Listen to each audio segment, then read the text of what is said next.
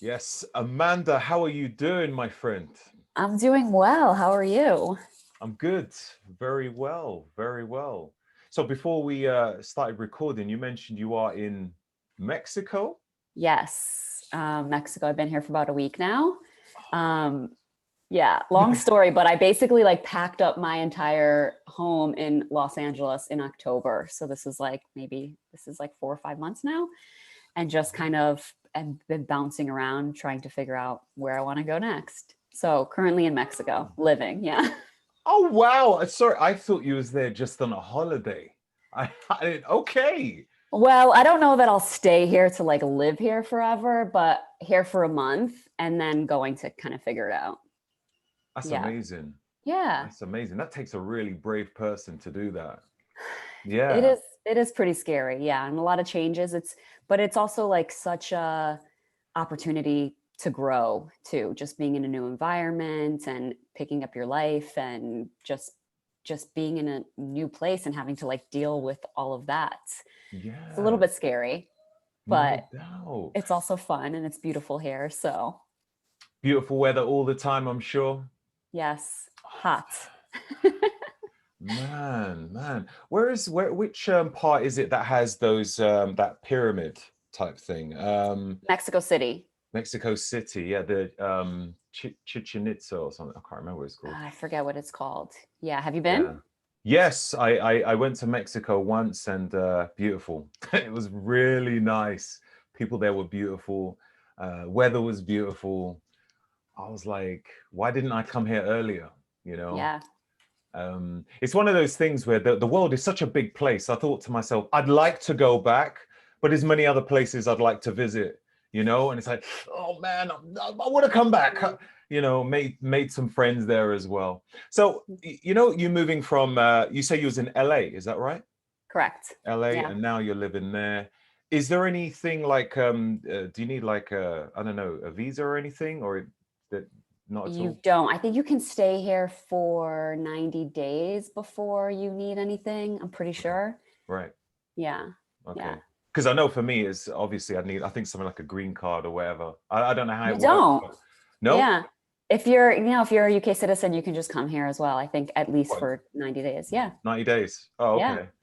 All right, right. Before But you like, can't you can't leave the country right now. So oh, yeah, unfortunately, that unfortunately you that can't be that I'm going aware. anywhere. Just about leave the house. I wanted to get my mum to come to my house for Christmas, and then I had to call her up and say, "Look, I'm sorry, like they've increased the security on the street, so yeah, can't It's even have my crazy. mum come to my house, let alone It's fly out." insane. Yeah. I can't even. I it blows my mind what is happening over there. Yeah, yeah. How have you been in terms of like eh, the whole situation? Have you been double dosing on your vitamin D and stuff and wearing 3 masks and like how have you been like M- extra cautious or been okay? Yeah. Yeah, I mean, I feel like I live a pretty healthy lifestyle, so nothing has changed so dramatically. I mean, I just try to keep my diet really healthy as much as possible. Really trying to get like enough sunlight and getting outside, even if it's like, I was in the UK for a bit and like it's freezing there, but even just like going outside and Mm. like taking a walk and just trying to get some fresh air and some sunlight, that's been part of my routine. Also, I do a lot of like mushroom extracts, like chaga. I've been trying to like do chaga every day, multiple times a day. I don't know if you're into that, but like that's one of the best things for your immune system. So I think Mm, that like mushroom extracts, sunlight, fresh air, exercise, and a really healthy diet. And And it's that's been something. my immune boosting protocol. Okay, I think that's all that's needed, really. Did you say you do some exercise as well? I do, Yeah. yeah. Mm, Um, Mostly strength training, but when I was in the UK, everything's been locked down, so there's no gyms open. So mm. I was literally in a staircase with a backpack and like just put all my heaviest books in there and just using that as a weight to try to do something and doing some squats and lunges and push-ups and Yeah. I see you've got that book. Boundless. I'm sure that's heavy. Oof. That is a very heavy book. I think I'll struggle doing curls with that book, I swear. I know, must be like 20 pounds. Oh, at least. So your background, like tell us a little bit about yourself, a little bit of an introduction, who you are, and yeah, what do you do? Yeah, so I grew up really not being into health at all. Like I grew up on a pretty standard American diet, although my family is from Portugal. So Mm, um, we had home cooked meals, but nothing too healthy.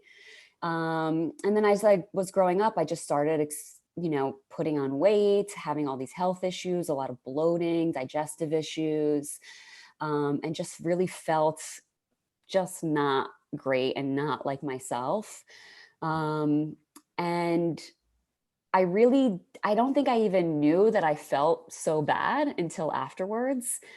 Um, but how I get into this field is, and I'm a personal trainer and a nutritionist, functional nutritionist. But mhm. how I got into this field is when I moved to Los Angeles in 2005, and I actually moved there to be an actress. Right. And yeah, and Nice. so on my, trying to look for a job that I could make some good money at and also have a flexible schedule, I met somebody who was a personal trainer, and she was like, you should become a personal trainer, like be a great kind of income for you as you're, auditioning and all of that. And I was like, I don't want to do that. Like, I don't want to be that girl in the gym. Just had such like a, different view about personal training and people who like cared about what, their Mm, body looked like and felt like. Um, and so, yeah, so then I got certified as a personal trainer. And then I used that knowledge to really change my life, like to change my body, change my diet. And I really saw what an impact it had on not only my physical, but also like my mental and my emotional, and how my relationships got better. I was more productive, like my life got better, just improving all of these things. mm. And then that's kind of how I fell in love with it and wanted to help other people. So started personal training, and then really grew a passion for nutrition and holistic health. And so I've continued down that route and getting like certifications. And now I'm a functional nutritionist now. And I also have a bunch of certifications in like digestion, gut health. So mostly focused on working with women who are interested in fat loss and also improving their digestion and their gut health. That's awesome. Wow, Yeah. that's a lot. That everybody tends to have a story as to, I don't know, I think a lot of the time people have a story where they were maybe at a lower stage in their life. And I don't know, like a aha moment or something where, or it could be a pitfall where they need to sort of climb out of. And from there, it's like, it's because it's helped them so much, they kind of feel like, wow, other people should know about this. This is incredible. It's such a great feeling. You think, I need to share this with other people, which is great. And the whole thing about gut health is really important as well, because I don't think there's enough people that know about it. I think a lot of people just mechanically eat food because my stomach is rumbling. I should eat something, like Hmm. anything that gets rid of the hunger. But we also have a bit of an issue with people who not just eat when they're hungry, but they eat when they are feeling emotional. So, what would you say to people who are emotionally connected to food quite a lot, like, and they indulge because of it? Yeah, that's a really tough one. And I think everybody does this to some degree. Like I Mhm. think even myself, if I'm stressed, like I'm eating like, oh, I need a snack. Mm, mm. Or if I'm sad, I just like want chocolate or ice cream or, so I think we all do this to some degree. I think one of the most important things that I've initiated in my own life, and I also try to use this with clients, is like I think they actually use this in AA. I'm not an alcoholic, but I think this is like one of their tactics is walking yourself through it. Like, I think they say like walk yourself through the drink, and it's like walk yourself through whatever it is you want to do. So it's like, okay, if you're feeling upset or stressed or sad, and you want to indulge in some food that's unhealthy, like walk yourself through that. Okay, so then you go do that. And then what happens? Like, then how do you feel? And really like being able to take that moment and sit with that. I think that can be really helpful in just being like, okay, do I want to feel like that? I think it's like, listen, if you want to do that, fine, but be really intentional about it and know like, okay, I'm going to feel not great after that. So is that how you want to feel? And if the answer is yeah, then okay. But if the answer is no, then maybe let's find a different tactic. And I think employing these other tactics are also really important. And people also don't have these tools, like calling a friend, going for a walk, getting some like exercise, moving, sometimes just like getting outside and putting your shoes on and like taking a walk around the block. If you come back, you're going to be like, okay, like I don't need to indulge in that food anymore. Or calling a friend and just like talking things out, or even just like taking a couple of deep breaths and just really grounding yourself and centering yourself, I think can also be really effective. Yeah, those are great things. I also think that sometimes the more we indulge, the more we will continue to indulge, isn't it? It's For like we sure. feed those bad bacteria that they end up calling more for it. Like, they're like, that tastes good. Gets connected to the brain. Look, we need to remember this. You was happy. We need to always be happy, you know? That is so Um, true. But the thing is, I think also what is great is when you can have a really good connection with healthy food and make it taste really good, really good. I saw a recipe which you'd done on some protein cookies. Mm. There was like maybe maybe 5 ingredients or something, and it looked amazing. And it made me think to myself, many people can do this, and it's so great that you showcased it to show people, okay, you can go to the supermarket and you can buy the big cookies or whatever, but those ones there are just going to be loaded with sugar, and you will feel like crap afterwards. And then Yeah, after, yeah, sorry, go on. you're also going to continue to crave those foods after. You're not going to be satisfied, right? So you're going to be like, okay, I had 3 cookies, now I want 3 more, instead of like having something a little bit more nutrient dense with like a good amount of protein in it. You're going to be satisfied and you're like, okay, I had the cookie and now I can move on. I also think like people think about quote unquote healthy eating as like eating like these huge salads or like all these vegetables, right? And like it doesn't really need to be that. You can eat like very delicious meats and avocados and even chocolate. Like you can have these delicious foods and still have a healthy lifestyle. Amen. Amen. There's a lot of people like, listen, everyone and their grandmother is turning vegan right now. What's your thoughts on fake meat, like vegan bacon, vegan chicken, you got vegan beef burger and all that sort of thing? Like, what's your thoughts on all of that? Give me your insight on I have plenty. that. I think like, listen, I think like you could maybe do a vegan diet in a healthy way. I think it's kind of tough, but like the fake, like if you're like the fake meats and the fake cheeses and all of the vegan substitutes, like, I mean, those are just filled with inflammatory oils and gluten and soy, and it's not real food. Like, it just blows my mind that people think that these fake processed foods are healthier than a piece of meat that we've been eating for, ever since Yeah, we've been on this earth. eons. Yes.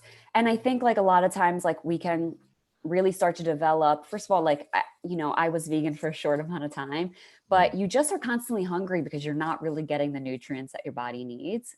And then you can start to develop all these nutrient deficiencies, which is what happened to me. Is I wasn't completely like 100% vegan. I was still having some fish and some cheese, but what happens is you develop these nutrient deficiencies that start to, just affect your health in so many ways. I had so many digestive issues and gut issues, and it took me so long to recover from that because my body just wasn't getting the things that it needed. Mm, mm. Right, right.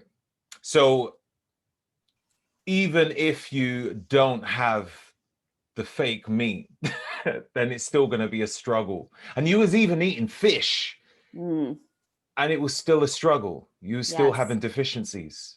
Yeah, because I wasn't eating it very often. I was having it like once in a while when I was maybe like eating out, but I was like cooking a mostly vegan diet when I was home. Right.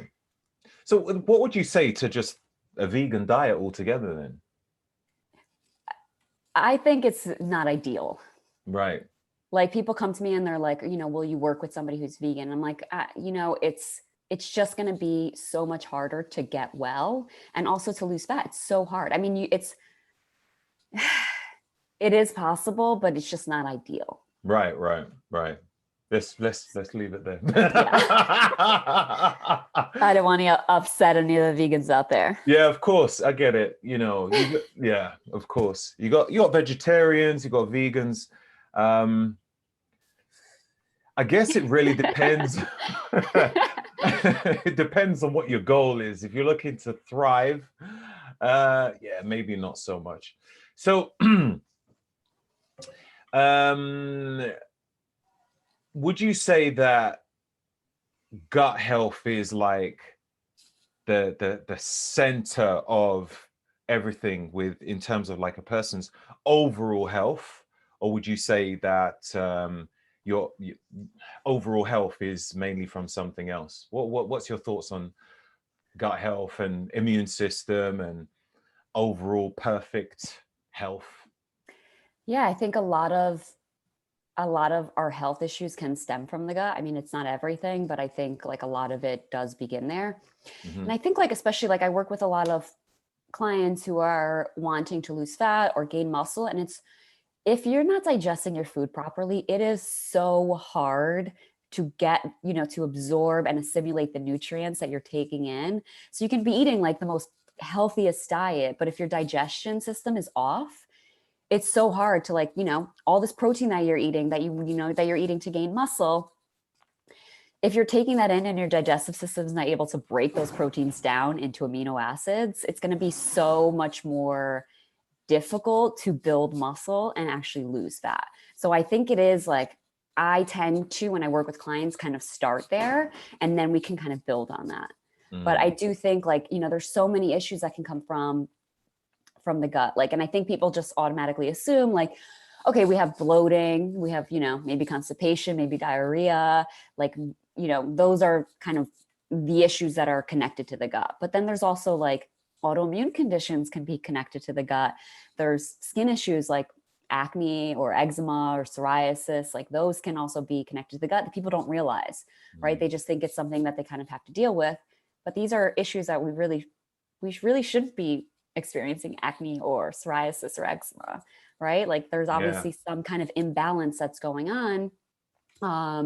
Also like the brain fog, cognitive issues, like those are all connected to the gut too.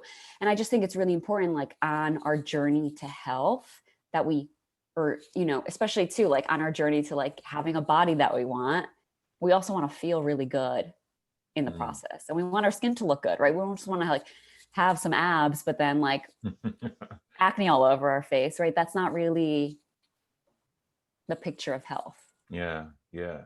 And it's funny you say that. It made me think about in my teenage era, I had so much acne, it was unreal. And I question, when they say, oh, when you're a teenager it happens because of hormones and stuff. I wonder to myself if a lot of it is to do with the food that teenagers eat as well, or whether it's just hormones altogether. To be honest, my diet then was ridiculous. It was terrible. I'd be eating crisps every day, chocolates and sweets that I hardly consume normal food, I think. It was terrible. Yeah, I'm sure. I mean, it has to be. I think like during those years too, our body's like doing a lot of like growing, and we probably are using a lot of nutrients for other things. And then it's like, it's like your skin doesn't matter, or like all these toxins that you're taking in, like that's going to come out of the skin, especially if you're not letting those out in any other way, right? Your detox pathways aren't open. It's going to be really hard to kind of to get those toxins out of your system. So it has to come out one way or another. And like, yes, teenagers, you're like what, with your friends, just like eating junk food and like, I don't even know what we were doing then. Just like eating fast food and drinking maybe, and doing nothing healthy for our bodies at all. So the gut was absolutely destroyed back then. I'm sure. Yeah. Most teenagers. I don't know. It's weird. Like some parents feed their kids all sorts of random crap whilst they eat something different. I've known of that to happen. The parents will eat the vegetables and the kids don't. It's like, you'll have some chips and burgers, not even like a homemade burger. I'm talking like GMO burger, It's frightening. But anyway, you mentioned earlier about bloating. I think a lot of people see bloating as just common practice, really. Oh yeah, it was a good meal, so I'm bloated. So what's your thoughts on that? People who think it's just common, and what's going on there, and what should a person do in order to get rid of bloating? So yeah, I see a lot of like, especially influencers, and people are constantly sending me photos and stories of other people saying like, it's okay if you're bloated, like this is normal bloat, like this is my bloating, so it's also okay if you're bloated. And I think that's really detrimental, because I think like it's just like normalizing the fact that our digestive systems aren't working properly, and that's not okay. Bloating is a very common occurrence because most of us are not eating the best diets, and our digestive systems are not working properly, but it is not normal. Like it should not be happening. Yeah. So why does it happen? So there's a couple of reasons why it could happen. One is that certain food could be fermenting in the gut, and that could be kind of releasing those gases.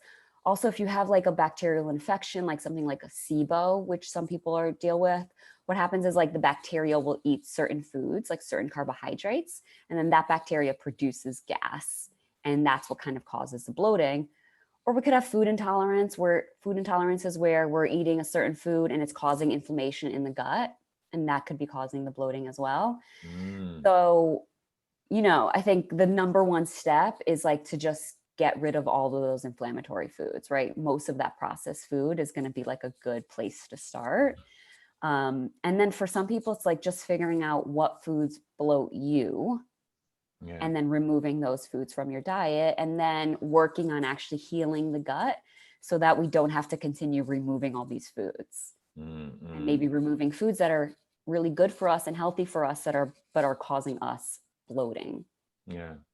You mentioned in one of your posts about there was like all these different inflammatory foods. Well, I think you said don't eat any of these, and I remember commenting saying something to do with having beans on the odd occasion or something like that. Oh, yes. Okay. So I'm assuming that was on the I don't know, the list of don't eat because of the lectins, I would assume. Would you say that lectins affects everybody and nobody should eat any beans at all? I think we have to be careful about the amount we consume. I think some people probably can do okay with a little bit. But I think we just have to be concerned with the amount that we're having. A lot of these foods too, like, if you're eating them with like very nutrient dense foods as well, like what can happen too is they can like pull these nutrients out of our system. So it's like, okay, maybe it's not so bad on its own, but it's like, okay, then you're maybe going to run into some nutrient deficiencies because we're always having these foods that are stripping our body of the nutrients that we need. I think it's also just like one of those things, like, and I kind of tell everybody this, is like, we have to just constantly experiment, right? Like, unless we actually try it, we don't know. So if that's maybe something that you haven't really experimented with, it might be like a good experiment to do and just see like how your body feels. Do you feel better? Do you not feel better? And I think we also have to like make sure if we are ingesting these foods, that we're preparing them in the right way. So like with like maybe tomatoes, make sure you're peeling the skins, de-seeding it, and then it's going to reduce the lectins or including cherry tomatoes as well. Peeling the cherry tomatoes, yeah. I guess so, yeah. Right. Yeah. Which, yeah. Yeah. Love those. I had some cherry. I made a salad earlier, and I put some juicy cherry tomatoes in there. I didn't take off the skin. I feel all right, but yeah, I don't have them too often. But that's okay. There you go. Yeah, I mean, you know, it's like we can't get too crazy and too dogmatic too. So it's like do what you can, and you know, focus on also the bigger rocks, I think too. Like we can get consumed with like peeling our tomatoes, but then like we also are having all this like other processed food with it too. You know, it's like tomatoes are probably for most people, like eating the skins of the tomato is probably the least of their worries. Yeah. You know? What would be your mitigation measure for, I don't know, let's say if you've gone out and you've been to a restaurant and you've really indulged, you know, you've had the whole 9 yards, you know, you had a heavy meal and you had some dessert and you thought, that dessert was nice. You know what? I'm going to have another dessert. And then you eat that. Like, if you know that when you go out, you're going to have a bit of a mad one, what would your preparation be for it? Or what would you be planning to do after that? Would you have any kind of plan to be like, all right, let me limit the damage here?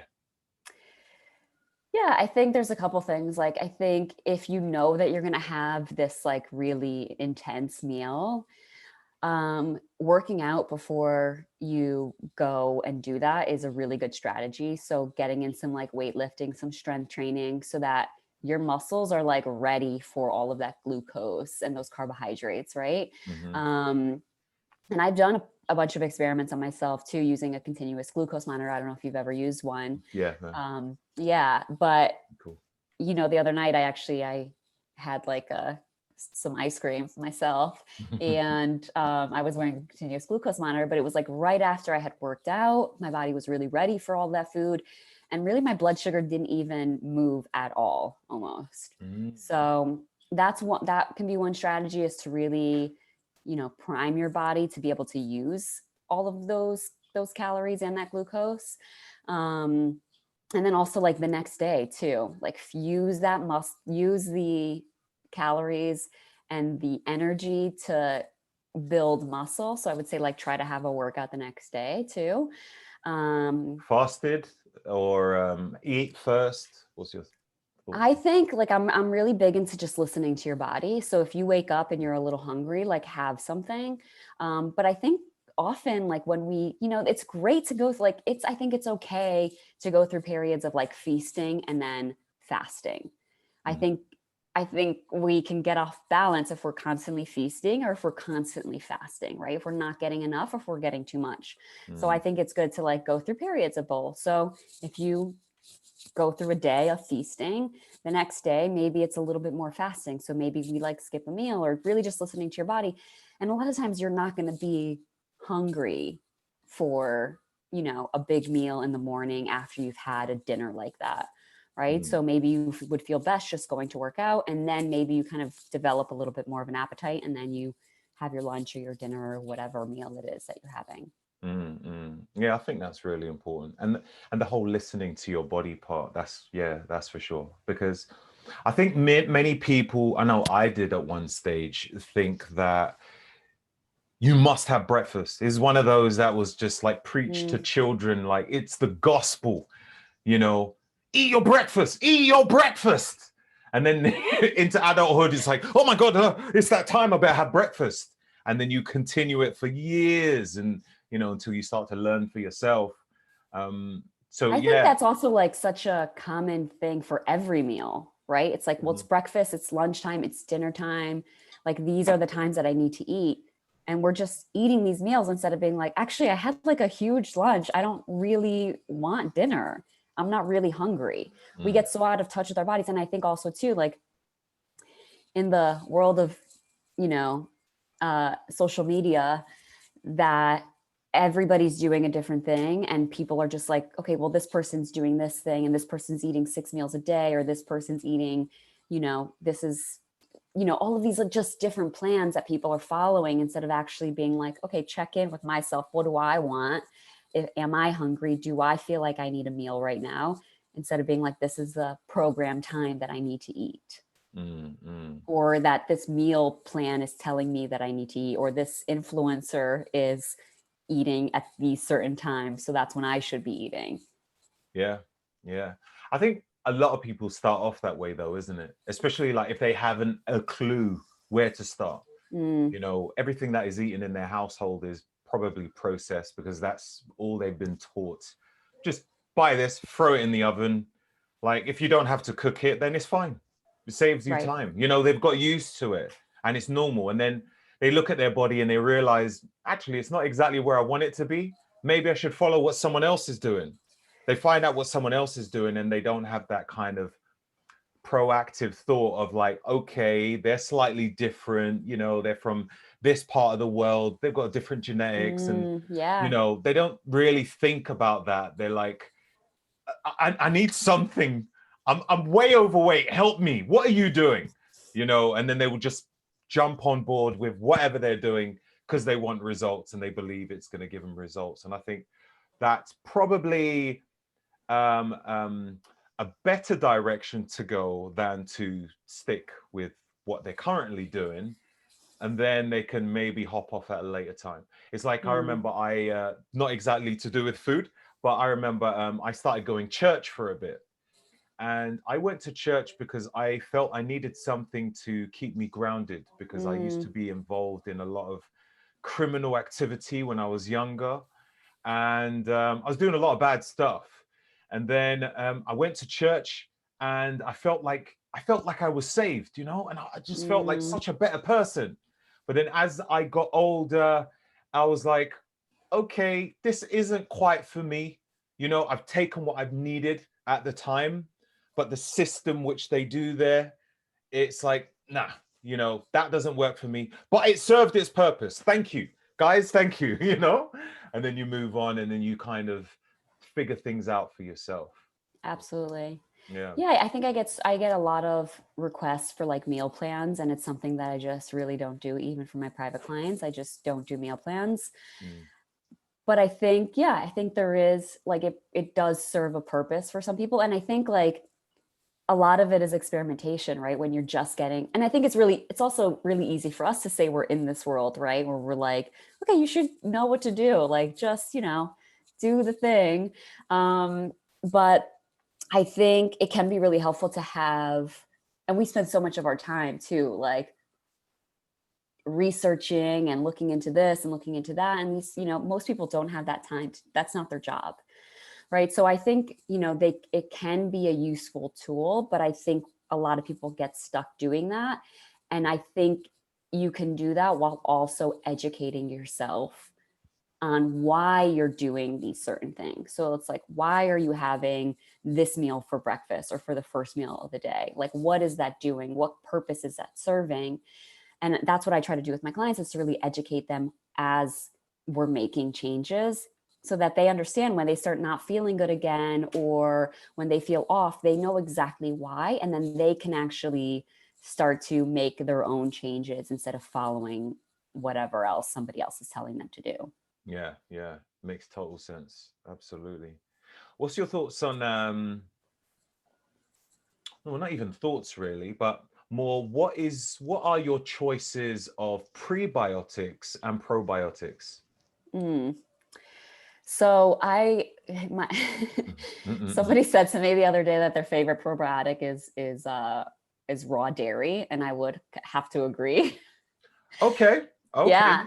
Mm. So I do take a probiotic daily. So that is one thing I do. I personally don't do so well with like the fermented vegetables, which is a lot of, you know, the common kind of, you know, the thing that people say that's where you should be getting your probiotics is like fermented vegetables. I just don't do so well with them. And I find that other people don't do that great with them as well. So, even like some like cured meats, you can get some probiotics from, raw dairy, which I love. And, you can't get it everywhere in the world, but you could definitely get it in the UK, and it's great. In Los Angeles, you can get it as well. Here in Mexico, I haven't quite found any yet, but even like, raw cheese, raw milk, raw cream, that can be a really good way to get some probiotics in. And then for prebiotics, sorry. What about for people who might be lactose intolerant? Yeah, I actually find a lot of people who think that they're lactose intolerant do really well with raw dairy. Okay. Yeah. Okay. So I always suggest, like, when people give it up for a little bit, like, you also, like, sometimes you're not going to be able to digest it because your gut is damaged, right? So if you do a gut protocol where you're healing that gut, it obviously is going to take some time. But when people reintroduce dairy, I always try to get people to reintroduce raw dairy first, because sometimes people will have an issue with the pasteurized milk, but they can drink regular milk just fine. Or they can drink raw milk just fine. So I would say that, or even like, and even maybe like yogurt. Some people can do okay with that rather than actual milk. But for people who can't do that, taking a probiotic or doing some fermented vegetables would be great too. Yeah. Okay, cool. So did you mention prebiotics? And prebiotics, I love to do. So you can take a prebiotic supplement. Some people don't do so well on that too. So you just have to be careful. Yeah. But you can do, garlic, onions, if you do okay with it. Also cooked and then cooled potatoes or starches in general. So even rice, like, yeah. So if you, make a big pan of rice or make a bunch of potatoes and then cool them down and then use those, and you can even reheat them, that would be fine. But that's actually a really good source of prebiotics as well. Oh, that's awesome. Awesome. And what supplement would you recommend if someone was to have one? I don't have a recommendation, but I know there's a ton of companies that do prebiotic supplements. I know Bulletproof does a prebiotic supplement. I think Onnit does one too. I think those are both pretty good. Bioptimizers do one as well, I believe. They do? Yeah. Oh, okay. I wasn't aware of that. What's it called? P3OM? P3? I think that's a probiotic, no? No, sorry, mistake. It's a probiotic, yeah. But their probiotic is actually great as well. Like, people love that. And, I take that, but I'm not too sure like how I'm supposed to feel. I feel great most days anyway. I just know when I don't feel on point, and I can tie it back to what it is. So when someone says, "How's that supplement? How do you feel?" I'm like, I don't know. I feel great anyway. I feel great most days. And when I don't, I just know there's something that has thrown me off. But anyway, you'd mentioned you was talking about raw milk, and that actually made me think about just milk in general. And so many people have been put off by milk. And no, Zara, not now. Sorry, my daughter wanted to get involved. It's okay. She could come hang. Yeah, go for it. So anyway, so you got people who are not into milk now. It's like milk, and people are going for like milk alternatives. Love you too. Milk alternatives. What's your thoughts on the different milk alternatives out there? And which ones would you say are best, or are they all bad? And what's your thoughts on them? Yeah, I think we can have a really bad sense of milk or dairy in general because of the way that milk and dairy is processed these days, and like very commercialized factory farm dairy, which of course is probably not the best thing we want to be putting in our body. That's like full of a ton of hormones and antibiotics. That is not what we want. So I understand that. In terms of milk alternatives, I'm not a huge fan because a lot of these, if you look at the ingredients, are just like have a ton of inflammatory oils in them, like vegetable oil, canola oil, which can be really, damaging to our health. And then also a ton of gums too. I just like, there's all kinds of gums that are really inflammatory to the gut as well, Right. in these milks. So if you can find them, I would try to find like organic, so you're also not getting a ton of pesticides in that. And then try to find some without any gums in it. I know there are a couple in the States. I don't think that you guys have them in the UK, but there's a brand called Mulk that's like really clean, and they also sprout their nuts. So it's like a sprouted almond milk that they have. But I think that can also be an issue, especially when we're trying not to have these dairy products. We go to these nut alternatives, and then it's like we're having so many nuts. It's like we're having almond milk all day, we're having the almond cheeses, we're having the almond flour. It's like, and it's so much that it can actually really upset our omega-6 to omega-3 ratio, and it can cause inflammation for a lot of people. So I really tend to kind of push people to not have those at all, or really limit them. My favorite kind of milk, or like a cream for your coffee, if you're going to have it, if you can't have any dairy, is coconut milk or coconut cream. And it usually comes in a can, and you just have to make sure that there's no gums in it. But I don't know if you've ever had it, but it's amazing. It's Have you got so a brand delicious. name? I don't. Coconut cream.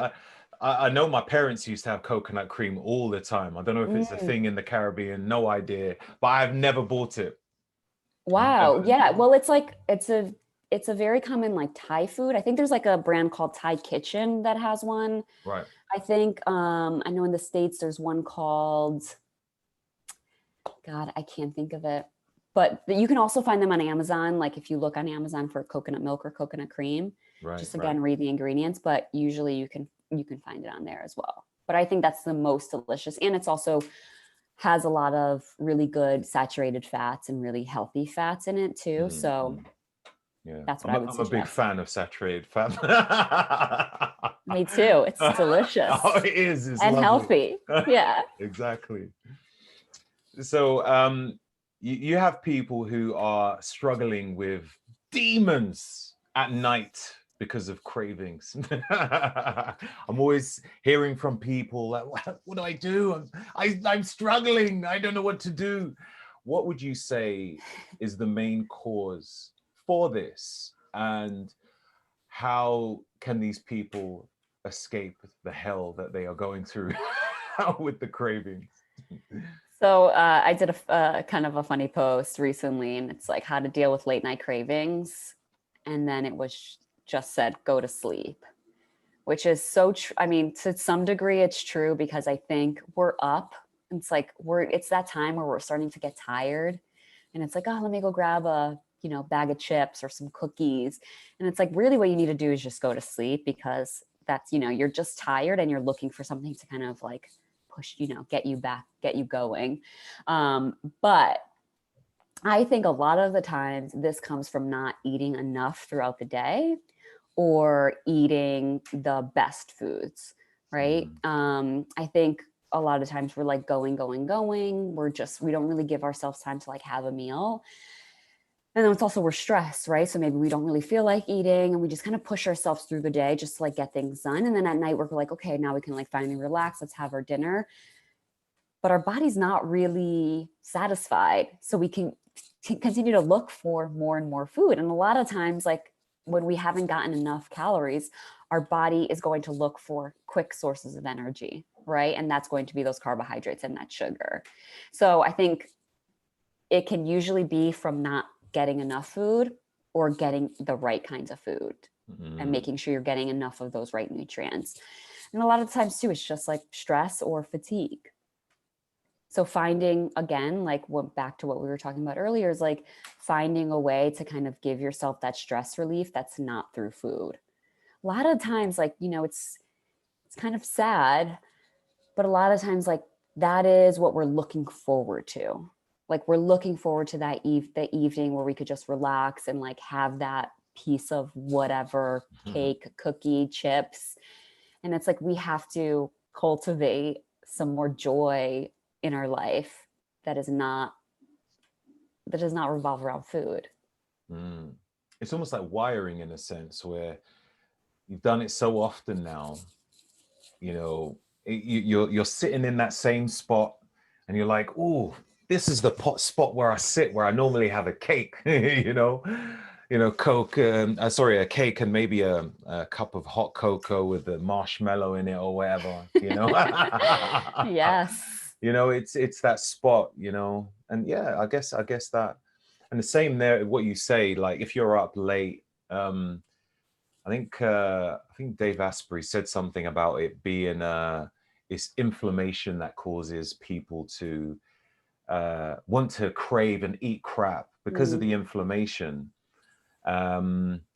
It's like an emergency situation where the body is thinking, it's an emergency, we need to eat. So you're thinking immediate energy. And you don't think nutrition when you think of immediate energy, So there's a lot of things wiring it in that spot right there, And I think that's a really good thing to be aware of when you are trying to change these habits, because we do have these neural pathways that are really strong, right? It's like, yeah, you sit in that spot where you always have that cake, and of course your brain is immediately going to want the cake. And it takes time to unwire that, right? So in the beginning, in the first couple of days, the first week or two, it's going to be a struggle. You're going to have to really fight against that. But you have to know that as you make a different decision every time you now sit in that spot, you are now making another neural pathway stronger. And it's just going to take time to weaken the other ones. So you have to almost like push through it in order for it to be easy. Because I think people get to that first like week or two of changing their habits and they're like, this is too hard. Right. But as you continue to make those good decisions, it actually gets so much easier. Like for you and for me, now at this point in our journey, it's like, yeah, I'm not going to go have the cake, right? I'm going to make the food that I always make because it is now a habit. And those neural pathways that, where you go to work out, where you go to eat a healthy meal, those are really strong. So it's now easy for us, whereas it's not for the person who's starting to change their habits. And I guess, when people say it's too hard, it's like, you have to question, like, too hard for what? What do you mean? Too hard for what purpose? Like, what is the goal? Is it too hard for that goal? To live an abundant, happy life and, thinner, if that's what you want. It's too hard for that. That goal is not good enough for you, So, yeah. And I think it also comes back to you're so right. And it comes back to having a strong enough why, right? People are just like, I want to get healthy. I want to get fit. Well, it's why. Like, that's not strong enough for most people, because if that chocolate cake is sitting in front of you, I'm sorry, but that chocolate cake is going to win if it's sitting in front of me. And it's just a matter of like being healthier or being thinner than having that chocolate cake. I'm going to choose the chocolate cake, right? Yeah. But if it's like your why is strong enough where you're saying, well, I want to be healthy because I want to feel good and I want to live the life that is in my head of like being happy and energized. And, for if you have kids, like being there for your kids and being able to run around with your kids and being able to see them grow up and live a happy life, right? Like, or even like, I find that this is a really strong, like, I want to feel good when I have sex with my partner. Right. Like, I think that's a really strong one for a lot of people. That's a powerful one. Yeah. Right. So it's like, okay, well, if that chocolate cake is sitting there and then I'm thinking like, okay, how am I going to feel when I'm like naked and having, getting intimate with somebody, like, okay, now that chocolate cake doesn't really look that good to me. I think that is a strong one for a lot of people. Like the moment you mentioned sex, what would you say? Just grabs attention, isn't it? Like if people hear diabetes and stuff and they think, but like if you hear something like erectile dysfunction, guys will be like, what did you say? What? Absolutely. Yeah. So yeah. Yeah. And I think, one of the things I tell a lot of my female clients, and I don't think this is manipulative in any way, but what I tell my female clients is like, especially when they're trying to change their habits and maybe their husbands or their partners aren't on board, like that is such a strong way to especially get men to change, right? So if maybe their husbands are like bringing home the unhealthy foods, I say like to them, you have to let them know that if you feel better, if you continue on this path and you feel healthier and you feel sexier and you feel more confident, you are going to want to have sex with them more often. So that is always like a nice, like, you know, just a way to get them to help you and support you on your journey. Yeah, that's a good one. What's your thoughts on like companies that make all these protein snacks? Like Mars decided to jump on it and do protein Mars bar. You know, you got protein Snickers, protein Kit Kat. What?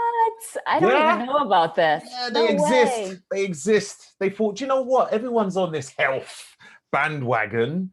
So if we just put protein on the packet, then let's you know, Oof. let's get a bit of that revenue. So I yeah. don't even, so what is it? Just like, it's just like the regular bar and then they just add a bunch of protein. So you're getting your sugar, but you're also getting some protein. Yeah, I think they tried to say, yeah, we've reduced the amount of sugar in there, but you know, I haven't spent time in looking into that. If you haven't looked into it, it might be something worth looking into and putting it on a post for your followers. I'm just writing that down right now. That's really good. I think that would be great, you know, comparing it to, you know, a good protein bar. You know, for a company that is renowned for just sugar loaded bars to decide, hey, let's jump on this bandwagon and write protein on it, you know. Yeah, Well, it's like, yeah, it's a way of like tricking your audience into thinking that somehow that's going to be a healthy choice. And it's like, obviously that company does not care about your health. Like, look at what the products that they're making, like they obviously do not care about your health. And it's like, if you want a Snicker bar or if you want a treat, like just have it. Right. And then like, don't trick yourself into thinking that you're going to have this delicious thing and it's healthy because there's protein in it, while there's also a million other things in it that are terrible for your health. I think many people don't have the wide angle lens to see that, though, especially not real health conscious people. You know, they think, all right, there's all these people here talking about health and I don't understand where to start, but I see a protein Snickers bar, so I'll start there. So they buy that and they're like, do you know what? Snickers are pretty good. I realized that they do other bars as well. They do a Snickers ice cream. Oh my goodness. Oh, how awful. I know, right? Yeah. So would you recommend a company where people can like have a microbiome test? Do you even recommend microbiome tests for people? And if so, how should they do it? What sort of company, or should they test it themselves? Like, what's your thoughts? So I think most people don't need one, to be honest. I do testing with my clients, with some of them. But I just find that most people with some shifts in their diet can like really improve their gut health. So I find that, 80% of the people don't need them. There is a small percentage where they've kind of done everything and they're, have a great lifestyle and a great diet and they're still experiencing some issues. Then I think in that case, it can be beneficial. I personally use a test called the GI map, where it kind of tests for parasites and worms and, good bacteria versus bad bacteria. And people can order these tests on their own, but it's like with that information, you don't really know what to do with it unless you're working with a practitioner. So I think it's really helpful to make sure you're working with somebody who's knowledgeable, who can help you make decisions based on the outcome of that test. Yeah. I think there's a lot of like straight to consumer tests out, like GI tests, but they don't really give people the tools and the knowledge in order to, do something with that information. and to actually improve their health. Because then they're just left like spending this money on this test. And now they're like, okay, I have this information. What do I do with it?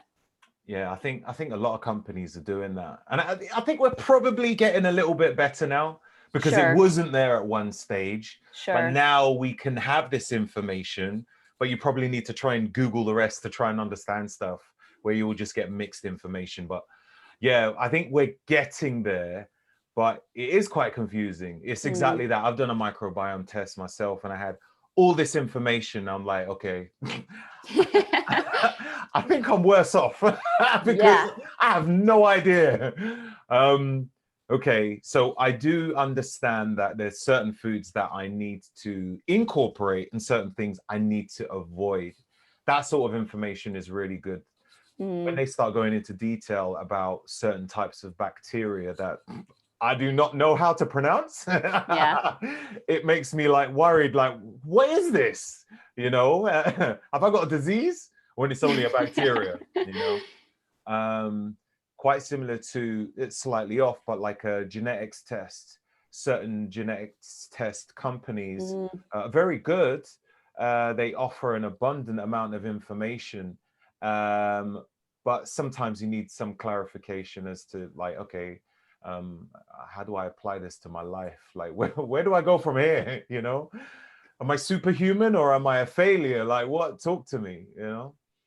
Yeah, I Yeah. also think it's like important too to have somebody to help guide you, kind of like put those things into action. So you might know exactly Yeah. what you need to do, but a lot of people like struggle with actually applying it, which I think is, you know, the biggest part of it. It's like you can have all the information, but if you don't know how to implement that, then it's pointless. Then you've just spent all this money for no reason. Yeah. Yeah. Maybe some people think that they would be able to apply it Mm, immediately, but then they get it and they're like, how do I apply it? Like, I don't understand. But yeah, you do need to have that. And you know, it kind of makes me think about when I get books. Before I used to, I'm an audio book person. I like physical books, but I prefer to use them as like maybe reference guides. When it comes to educating myself, I love audio books. But when I used to get audio books, I would listen to it and I would just think, that was cool. And I right. would do nothing. You know, months later, I'd face a situation and be like, oh, I listened to that in that book. What did I do with that book? Like, what did I put to action from that book? I'm like, wow, nothing. Mm, Then I realized that I'd been doing that for years, and I thought, you know what, that needs to stop. So anytime I get a book now, it's like, I know that if I listen to it, I'm going to be applying stuff immediately, not like, not next week. It will be, if not that particular day, it will be the next day, you wow, it's know? amazing. Yeah, like as soon as possible. You know, if I have to buy other things in order to make it happen, then so be it. And then it just gets me onto the right track. So, and a little momentum, because you know, if the book is done and it starts to gather a little bit of dust, life just gets in the way, slaps you about a bit. You know, you're in all different directions. The book is nowhere in sight.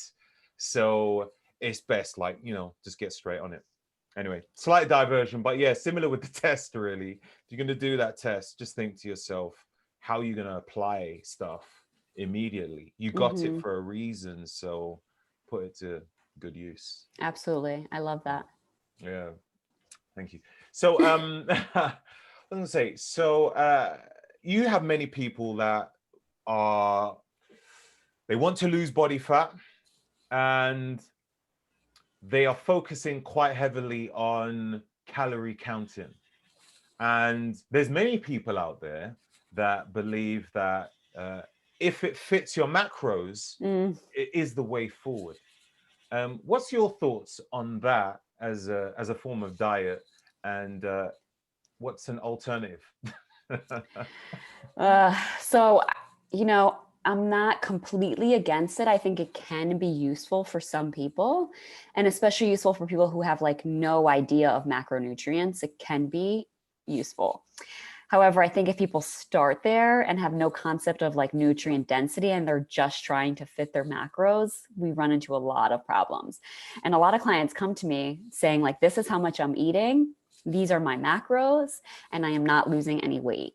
And I'm like, okay, maybe even we increase their calories and give them more food. And we actually work on getting them to eat nutrient dense foods. They don't even need that anymore most of the time because your body is really smart.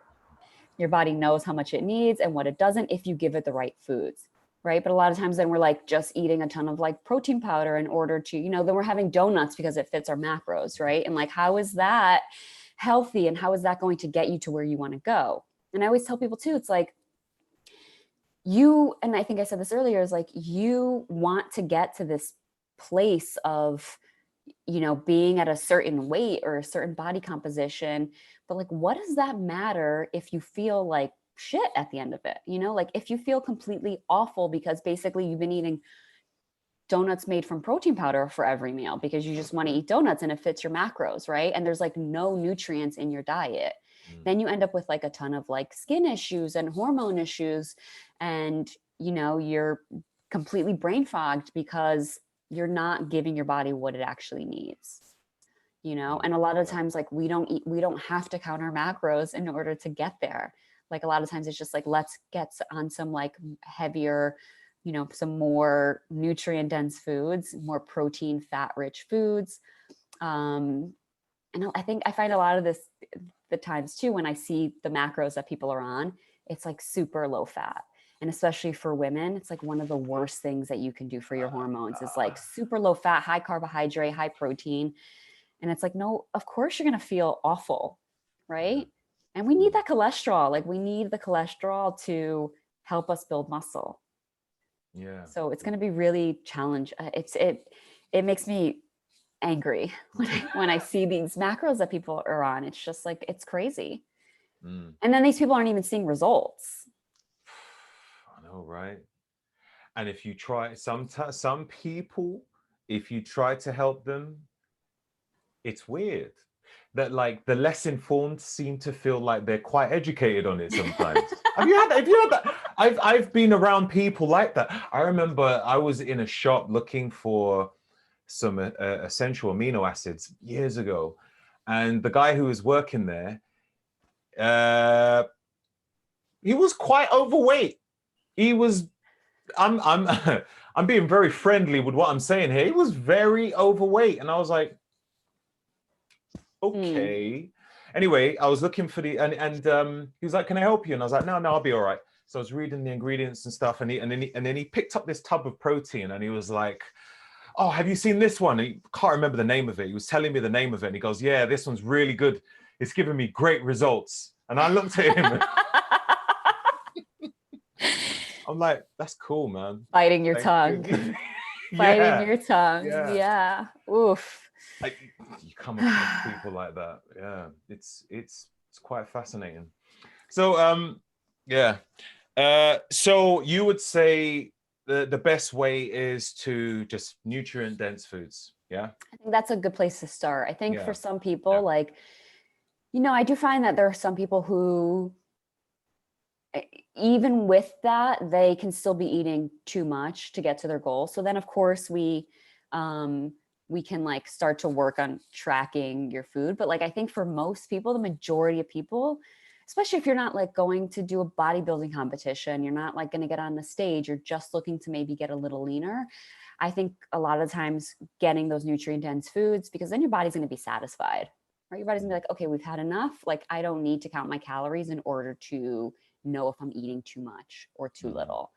And then too, like I find that most people aren't eating enough protein, especially women. And especially now that there's, this push for a vegan or more vegetarian or more plant-based diet, most people are just not getting enough protein, especially in that first meal of the day. I feel like if people can really like get a good amount of protein in that first meal of the day, it's going to set you up for success later on. And you're going to be less likely to have these like cravings and carbohydrate cravings as well. And I know for me personally too, if I don't have protein in my first meal, like all day long, I'm like, I just like want something else. Like I just am constantly feeling like I need to snack. Yeah. So I think that can be a really great tool for most people. Awesome. Awesome. I've got one final question about gut health, really. So the vast majority of people probably have leaky gut, in all fairness. Mm-hmm. You know, every single thing they eat, they're inflamed. It's like, damn, Mm-hmm. how do I get rid of this? So for people in that situation, they're trying to reverse the leaky gut. What would you say is the best thing for them to do? I think the number one thing would be to remove any foods that are inflaming the gut to begin with, because we can't really heal it if we're constantly putting these foods in our diet that are not good for us, like especially like gluten, glyphosate, which is an herbicide. Any of those foods are really going to be damaging to the gut. So that would be the first step. And then the second step would be to add in these gut healing nutrients. So bone broth is like a really easy way to do that. So you can have a couple cups of bone broth every day. That can really be beneficial. Also colostrum. I know Kion has a colostrum. You can just take that a couple times a day. Which they don't send to the UK, by the way. Actually, no, they try to send to UK, but it gets held at customs and customs bin it, just to let you know. So just the colostrum. Yeah. My delivery Really? came through and I was only looking for the colostrum. I was like, where is it? And this Man. beautiful letter was attached. Yeah. They're like, yeah, about the colostrum. You're not having it, bro. I was like, what? Why? Nah, you can't be bringing that in the country. Wow, because it's like a dairy product. Yeah. They said, we are not even sending it back. We are destroying it. Oof. Yeah. But anyway, sorry, I hope somebody took that home, like stuck it in their bag, I would right? have preferred if they said, look, we're going to keep it here. We're going to share it in the office. I'm like, come on, that's cool, man. That's cool. Tell me how you're feeling, you know. Let me know how that goes for you. Yeah. You know what I mean? Anyway, yeah, yes. So colostrum could be a good one if you can get it. And then glutamine. L-glutamine also is a really good one, which you can find like at most places. I think that's a pretty easy one to find. But those are like some of my favorite supplements to kind of add in. But I think it's also like, again, really important to make sure we're not just adding these foods in without taking the foods that are inflaming our gut. Otherwise, we're just going to keep, puncturing and hurting our gut. And then it's like, why are a waste of money to spend money on these supplements if you are continuously taking those foods in. Yeah, it's like trying to fill the bath up with the plug out, isn't it? You're just turning it on, trying to work it. It's like, why isn't it filling? It's a great metaphor. Yeah, yeah. I'm gonna use that. Cool. I was thinking of something else at the same time. You said something, and I just wanted to touch on that. Oh, the glutamine. I wanted to know, how do people take that? Just teaspoon in water or mix it with a juice? Yeah, you can. I like to use these in ways where you're like, if you're already doing something, like if you're having your cup of coffee in the morning, just like add a scoop to your coffee, because that's a nice way, easy way to remember to do it. Because I know with a lot of these supplements, I struggle with this too, is you just forget to take them. And then you're like, okay, that thing is just sitting there and it's not being put to use. So you can like put it in a smoothie too. You can add it to your coffee, hot cacao or some kind of hot tonic drink that you're having as well. Yeah, I think that's the easiest way to go about doing it. Awesome. Look, Amanda, I'm done. Like I feel so mentally fortified now. Thank you. Amazing. Thank you for having me. This is so fun. It has been. It's been great. I really appreciate your time and all the knowledge you've shared with me today. Of course. So anytime. Yeah. Thanks again. So you're on Instagram. What's your Instagram handle? My Instagram is @raw fitness and nutrition. Okay, raw fitness.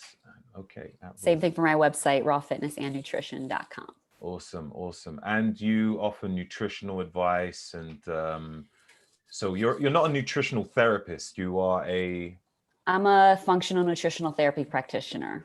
So what's the difference? Functional. Yeah. I think it's just a different program. I think in the UK, you guys have similar program, but it's just different because I got my certification in the US. Oh, okay. So I think it's just depends on, we have rules against what we can call ourselves. Oh, right. Yeah. Okay. So yeah, I do offer one-on-one coaching. I do offer a 3-month one-on-one coaching, private coaching program, but then I also do have some courses that are located on my website, and you can find them on my Instagram as well. I have a Fat Loss 101 program, and then also a Gut Health 101 program that I just launched like 2 days ago. So if you are not ready for that private coaching, like a course is a great alternative to that. Yeah, absolutely. Absolutely. Amanda, thanks again. It's been great, and have an amazing day. What time is it there? You too. It's 11:15 here. In the morning, So yeah? It is, yeah. Sun is shining, ready to go. Take a dip in the ocean.